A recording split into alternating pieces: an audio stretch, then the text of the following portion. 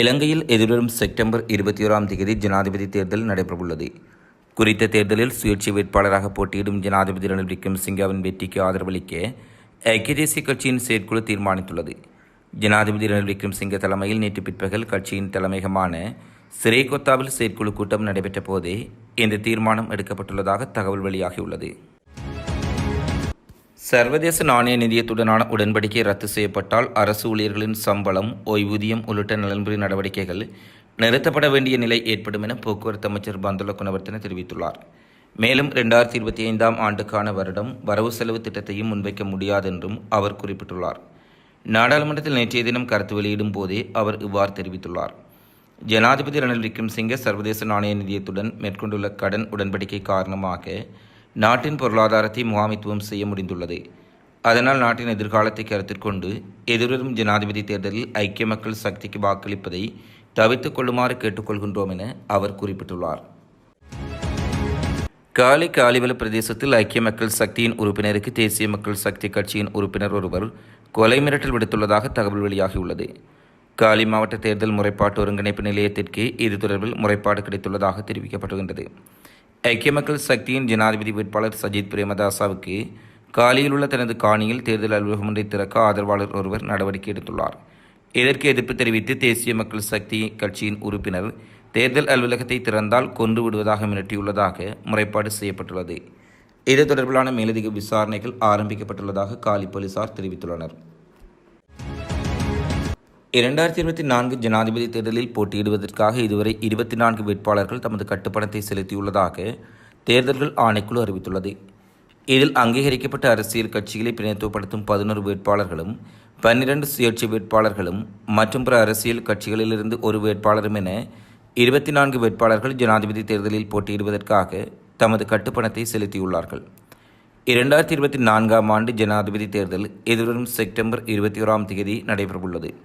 இதற்குமே எதிர்வரும் ஆகஸ்ட் மாதம் 14ஆம் தேதி வரையில் ஜனாதிபதி தேர்தலுக்கான கட்டுப்பணம் செலுத்துவதற்கான கால அவகாசம் வழங்கப்பட்டுள்ளமை குறிப்பிடத்தக்கது.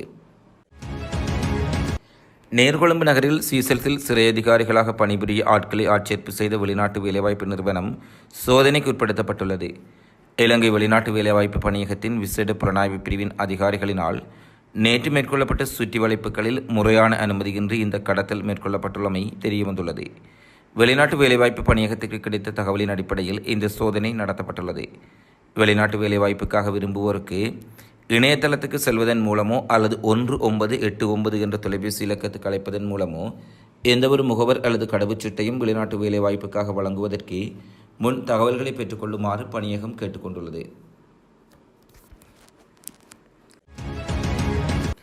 மட்டக்களப்பு கிரான் பிரதேசத்தில் வீதியில் ஓரமாக கிடந்த கிளைமோர் ரக வெடிபொருளை சந்திவெளி போலீசார் நேற்று காலை மீட்டுள்ளதாக தெரிவித்துள்ளார்கள்.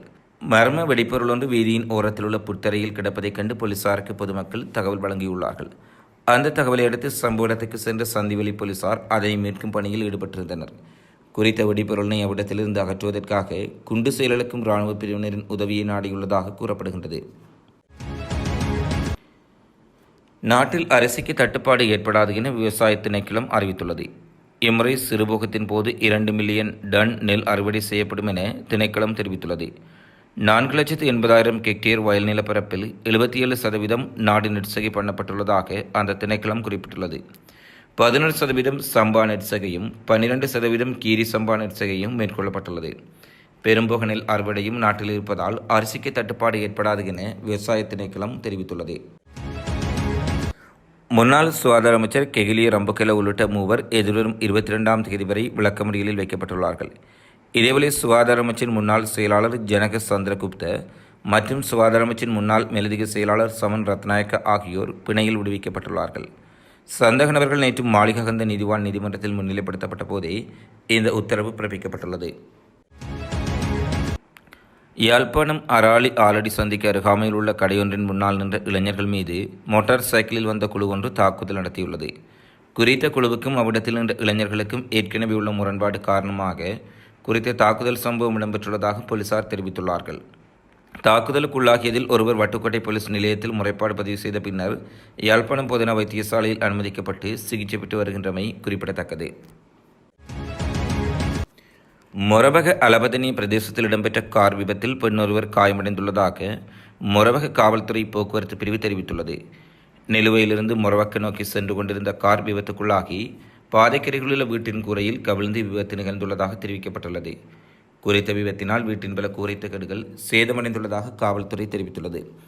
இந்த விபத்தில் காயமடைந்த பெண்ணை மாத்தறை வைத்தியசாலையில் அனுமதித்துள்ளதாகவும் இவ்விபத்துக்கான காரணம் இதுவரை கண்டறியப்படவில்லை எனவும் குறிப்பிடப்பட்டுள்ளது. மேலும் இந்த விபத்து தொடர்பில் மேலதிக விசாரணைகளை காவல்துறை மேற்கொண்டு வருவதாக தெரிவித்துள்ளார்கள். தொழிற்சங்க நடவடிக்கையில் ஈடுபட உள்ளதாக கிராம சேவகர்கள் தொழிற்சங்க கூட்டணி தெரிவித்துள்ளது. தன்னிச்சையான கிராம உத்தியோகத்தர்கள் சேவை ஜாப்பு வர்த்தமானிக்கு எதிர்ப்பு தெரிவித்து இந்த தொழிற்சங்க நடவடிக்கைகள் முன்னெடுக்கப்பட்டுள்ளதாக தெரிவிக்கப்பட்டுள்ளது. இதற்குமே எதிர்வரும் 12-13 தேதிகளில் சேவை நடவடிக்கைகளிலிருந்து விலகுவதற்கு தீர்மானிக்கப்பட்டுள்ளதாக குறிப்பிடப்பட்டுள்ளது. அகில இலங்கை சுதந்திர கிராம சேவை உத்தியோகத்தர் சங்கத்தின் பொதுச் செயலாளர் எம்.கே. ஜகத் சந்திரலால் இதனை தெரிவித்துள்ளார். எவ்வாறாயினும் தமது தொழில்சார் நடவடிக்கையால் தேர்தல் நடவடிக்கைகளுக்கு இடையூறு ஏற்படாதென்றும் அவர் சுட்டிக்காட்டியுள்ளார். பயாகல போலீஸ் போக்குவரத்து அதிகாரிகளால் கொடூரமாக தாக்கப்பட்ட பாடசாலை மாணவன் வைத்தியசாலையில் அனுமதிக்கப்பட்டுள்ளதாக களுத்துறை நாகட போதன வைத்தியசாலையின் பேச்சாளர் தகவல் வெளியிட்டுள்ளார். இச்சம்பவத்தில் பயாகல மலையகுட பிரதேசத்தைச் சேர்ந்த 16 வயதுடைய தருசா ஜீனல் என்ற பாடசாலை மாணவனை இவ்வாறு தாக்குதலுக்குள்ளானதாக தெரிவிக்கப்பட்டுள்ளது. வைத்தியசாலையில் அனுமதிக்கப்பட்ட மாணவன் நேற்றைய தினம் பிற்பகல் தனது தந்தையின் மோட்டார் சைக்கிளில் நண்பருடன் அருகிலுள்ள கடைக்கு சென்றுள்ளார். அந்த நண்பர் பாதுகாப்பு தலைக்கவசத்தை அணியவில்லை என்று தெரிவிக்கப்பட்டுள்ளது. அதனைக் கண்ட பயாகல போலீஸ் போக்குவரத்து பிரிவின் நடமாடும் கடமைகளில் ஈடுபட்டிருந்த 2 அதிகாரிகள் அவர்களை துரத்திச் சென்று மோட்டார் சைக்கிளை நிறுத்தி அவர்களை திட்டியுள்ளார்கள். இதனால் பயந்து போன பாடசாலை மாணவர் மோட்டார் சைக்கிளை ஓட்டிக்கொண்டு அருகிலுள்ள உறவினர் வீட்டுக்கு சென்றுள்ளதாக தெரிவிக்கப்படுகின்றது. இதன்படி அவர்களை பின்தொடர்ந்து வந்த போலீசார் மீண்டும் மோட்டார் சைக்கிளில் வந்த மாணவனை தாக்கியுள்ளார்கள். மோட்டார் சைக்கிளை ஓட்டிச் சென்ற மாணவன் பல தடவைகள் தாக்கப்பட்டதாகவும் கூறப்படுகின்றது. தாக்குதலுக்குள்ளாகி கீழே விழுந்த மாணவன் பின் வைத்தியசாலையில் அனுமதிக்கப்பட்டுள்ளார். போலீஸ் அதிகாரி ஒருவர் தரையில் விழுந்து தனது முதுகை மிதித்ததாக குறித்த மாணவன் குறிப்பிட்டுள்ளார். மறைந்த கங்கராம விகாரையின் தலைவர் கலகுட ஞானேஸ்வர தேரரின் பூதவுடல் தகனம் செய்யும் நிகழ்வில் ஜனாதிபதி ரணில் விக்ரமசிங்கே கலந்து கொண்டுள்ளார்.